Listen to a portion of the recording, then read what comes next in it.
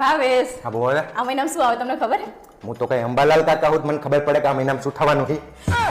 જો જોયું ને તમને કઈ ખબર જ નહીં હોતી ને. આ પણ જે હોય બોલવા મને તો ખબર પડે કે આ મહિનામાં શું છે. આ મહિનામાં મારો બર્થડે આવે છે. આ તો શું છે? તો તમે શું ગિફ્ટ આપશો? હું ડ્રેસ લઈ જઈશ. ના મારે કઈ ડ્રેસ નહીં જોતો. તો પિક્ચર જોવા લઈ જઈશ. ના મારે કઈ પિક્ચર જોવા નહીં જવું. તો હોટલમાં ખાવા લઈ જઈશ. મારા બાપ લોહી પીવું મિલ ને. ના હોટલમાં મત જવું નહીં. તો જન્મદિવસમાં કઈ તારા માટે ચાંદ તારા થોડા કોઈ લાવવી હોશિયારી મારે છે. હવે મારે કઈ ચાંદ તારા નહીં જોતા. તો શું જોવે તમે? હું શું તમને કહું? હા? કહું એને તમે 1 લાખ રૂપિયાની એફડી કરીને બેંકમાં એ તોડીને મને આપી દો એટલે હું મારે ખરીદી તું મારે જાતે કરી લઈશ. 1 લાખ રૂપિયાની એફડી તોડું તારા માટે. આમાં મોરે આ રીસામ ડાચું છું. 1000 રૂપિયાનું તારું ડાચું નહીં 1 લાખ રૂપિયાની એફડી તોડું તારા માટે. હોશિયારી મારે છે. એટલે હું એવી હોય હા તો એવી કે 1000 રૂપિયાનું તારો ડાચું નહીં. તમે તો જો પડો તો હા મારી તો આમ વેલિડ ના હોય એવું કરો તમે તો. આખા ગામના બર્થડે જતા રહે કોઈને ખબર પડતી નહીં. લાખ રૂપિયા જોઈએ એફડી. એફડી મેં ડબલ કરવા માટે મૂક્યા પૈસા, તોડવા માટે નહીં મૂકી. તમે તો જો પડો મેં કીધું એમ કહેશે કે હા વાંધો નહીં તમે તને તારા માટે હું કમાવું ને એવું કહેશે. આને માણસ એવી રીતના જોવે ને કે લાખ રૂપિયાની વાહે વપરાય એવું. 10 રૂપિયાની તારી પકોડી ખાઈ લઈને તાર પૂરું થઈ જાય તારું. એટલે મારી વખત જ નહીં. વખતની વાત નહીં કરવી પણ લાખ રૂપિયા નહીં પાકું છે. નકર વરી તમે તો આઉટ કરતા ડ્રેસ ને આવું બધું તો ખાવાનું હોટલમાં બધા છે ને લઈ જતા હોય હાદા આ દિવસે. પણ એવું જ હોય તાણે. બર્થડે દિવસે લાખ રૂપિયા એટલે ડાચું જો તારું. લાખ રૂપિયાનું ડાચું નહીં તારું ને. મારે કઈક આમ હારું આમ સરપ્રાઈઝ જેવું હોવું જોઈએ બર્થડે માં તો. કીધું તો ખરું ડ્રેસ લઈ દો, પિક્ચર જોવા લઈ દો, ખાવા લઈ દો, એનાથી વધારે ના હોય કઈ. તમે તો બાકી દુનિયાના બધે જાય છે કે બધાને કઈ આવું નહીં હોતું કે લાખ રૂપિયાની ખરીદી હું મારી રીતે ખરીદી કરી લઈશ. તમને બધું આ નકરું ને ચીકાવેરા આવડે છે બીજું કઈ નહીં એવું નહીં કેવું. અમારા બર્થડે આવે તાર બાપાને તને લઈને આપતી હોય તો તને જે વસ્તુ હોય મારા પછી મને ગિફ્ટ વાળાને પછી ચાલા કરે. તો પણ અમે ના કમાવજે તો તમારા તારા બાપા લઈને આવતી હોય તો તને કોઈ બાપા ના આપે. મારા બાપા ના પૈસા હોશિયારી મારે. હોશિયારી મારે નોકરા તે કઈ નહીં ના આપે તો કે મને ખબર જ હતી કે હે ને તમે હે ને અમે ચીકણા જ છો નહીં જાઓ. આશા તો હતી જ નહીં મને આમે તમારી. તો પછી શું કરવા આવતી છે? તું મને કહેવત દે કહું અરે કદાચ એમ જશે કે આ તમ તા ખુશ કરીશ કરશે પણ ખુશ તો ખાવામાં ખુશ થાય, મને પિક્ચર જોવામાં ખુશ થાય, ડ્રેસ લઈ દે ખુશ થાય. લાખ રૂપિયા ના હોય તું ઈ તો જોઈ લીધું અમે તમારે. જોઈ જ લે તમ તાર. અને આવતી નહીં હવે પછી કોઈ બર્થડે આવે તો. ઘણીવાર ગરોડીને જોઈને મને એ વિચાર આવે છે કે મારા કરતા તો ઈ હારી છે. એને જોઈને મારી બાયડી બીઆઈ તો હે.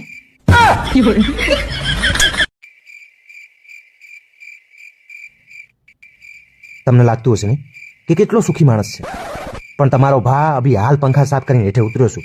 આ તો રિસેસ પડી છે. હમણાં આ પાણી પી રહીશ ને પાછો માળીએ ચડાવશે આ તો. આજે મને તમને સૌને જણાવતા ખૂબ જ આનંદ થઈ રહ્યો છે કે માતાજીની અસીમ કૃપાથી આજે અમે સફાઈનું કામકાજ ચાલુ કરી દીધેલ છે. તો તમે પણ કરી દેજો કારણ કે તમારું બૈરું તમારી જોડે જ કરાવવાનું છે.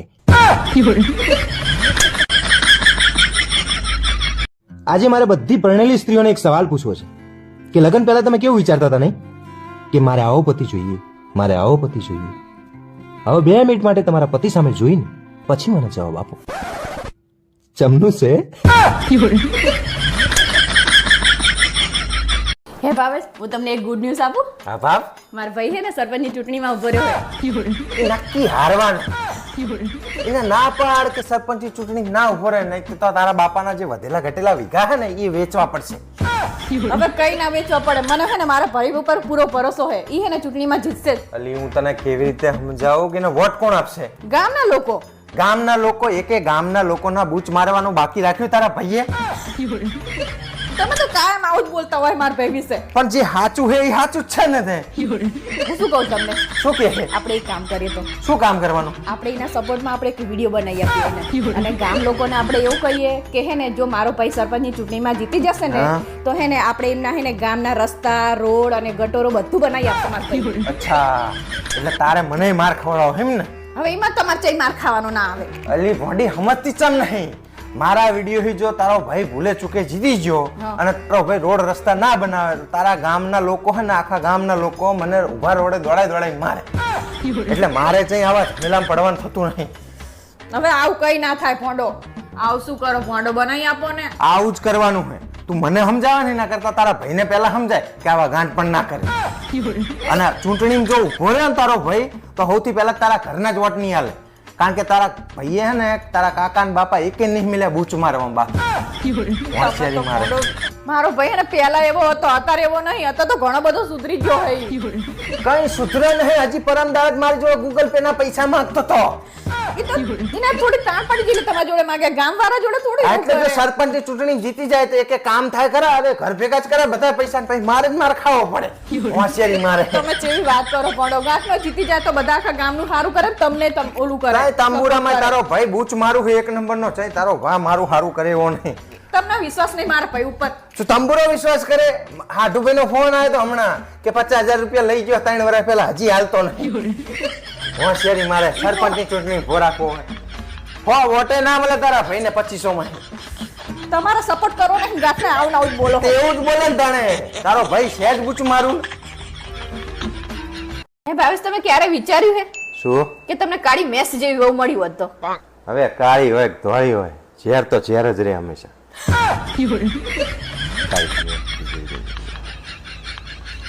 અલા હાંભળો હો, હવે એના વગર બીજો કોઈ ઓપ્શન ખરો મારી જોડે? આખી જિંદગી હાંભળતો જાય હું તારું. તમને તો પૂછાય નહીં કે હાંભળો, હું વાત કહેવા માંગતી હતી હું. શું તાંબુરો આખી જિંદગી હાંભળ જ કરું તારી વાતું. વાતમાં કઈ ખાસ ઠેકાણા હોય નહીં. મમ્મી, આજ તો મારા ટીચર મારા પર બહુ ખીજાણા. મને કે તારા અક્ષર નહીં હારા આવતા, તારું ભણવામાં ઠેકાણું નહીં અને તારી રોજની રામાયણો હે. અને એવું એ કીધું છે કે કાલ વાલીને લઈને આવજે. તે તારે કઈ ના દેવાય કે વાલીન તો રામે ચાંદના માર નાખ્યા હે, હવે ચાહી ગોતી લાવા. અલી એ વાલી નહીં તો પછી તમે તો કશું કહેવા જેવું જ નહીં. મમ્મી, આ તો સારું હે કે તારા જોડે દિમાગ નહીં, નકર પપ્પા તો તારું દિમાગ ખરાબ જ કરી નાખત ને. એટલે તું કેવા શું માંગે? મારી જોડે દિમાગ નહીં? નહીં, સાચું બોલે છોડી. ભાવેશ, હા બોલ.